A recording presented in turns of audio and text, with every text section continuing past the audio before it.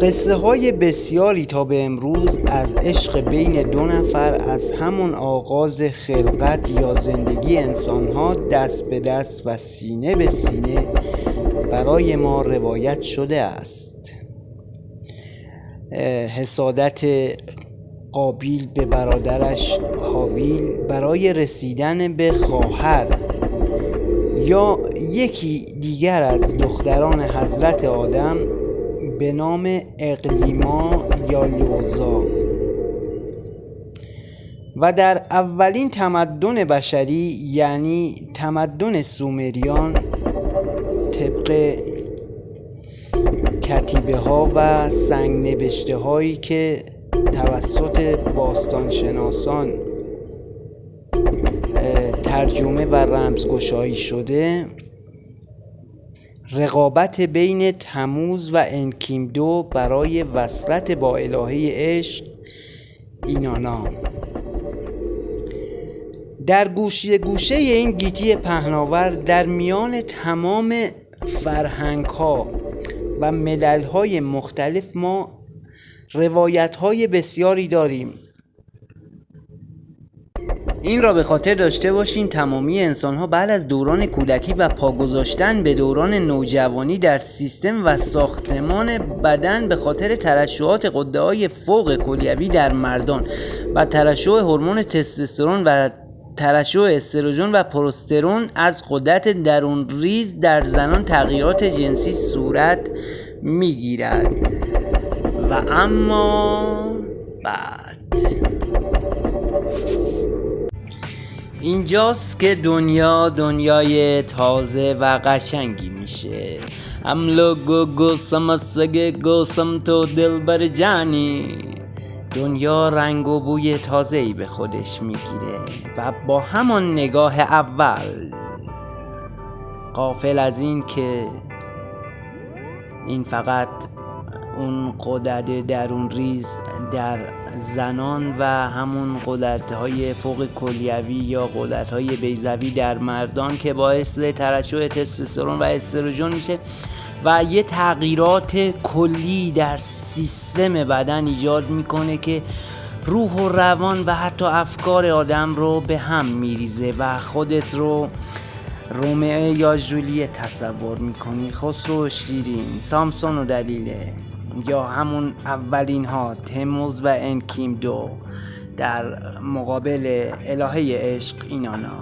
غافل از این که تو درگیر یه دروغ هایی که شدی که بدون این که بخوان به تو آگاهی رسانی بکنن. این یه چیزیه که طبیعت هر انسانی، طبیعت هر موجود زنده‌ای در این کره خاکی، حتی این اتفاقیه که در دیگر جانداران روی این کره خاکی این اتفاق میفته و این تجربه رو از سر میگذرونه.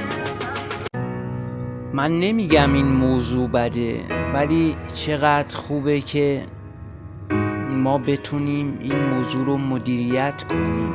اونهایی که تو زیر ساخت‌ها هستن میتونن این موضوع رو به صورت فرهنگ سازی با آموزش‌های درست، نه اینکه قهرن با این موضوع برخورد کنن، خصوصا تو جوامع متعصب که این موضوع رو اخ و ایو به این شکل میبینن، اصلا نمیخوان اسمی ازش بیارن، و یا جوامع اونوری اینقدر آزادانه با این موضوع برخورد میکنن که هیچ آموزشی رو در این راستا به اونی که نیازمند است به این موضوع اصلا هیچ آموزشی رو نداریم. تو دانشگاه هامون تو هر زمینه، تو هر بحثی ما هر رشته دانشگاهی داریم، ولی توی ارتباطاتمون هیچ آموزشی نداریم.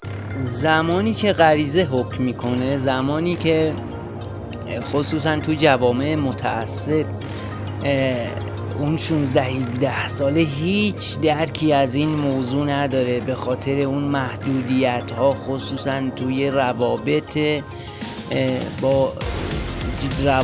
بین جنسین این محدودیت ها وجود داره.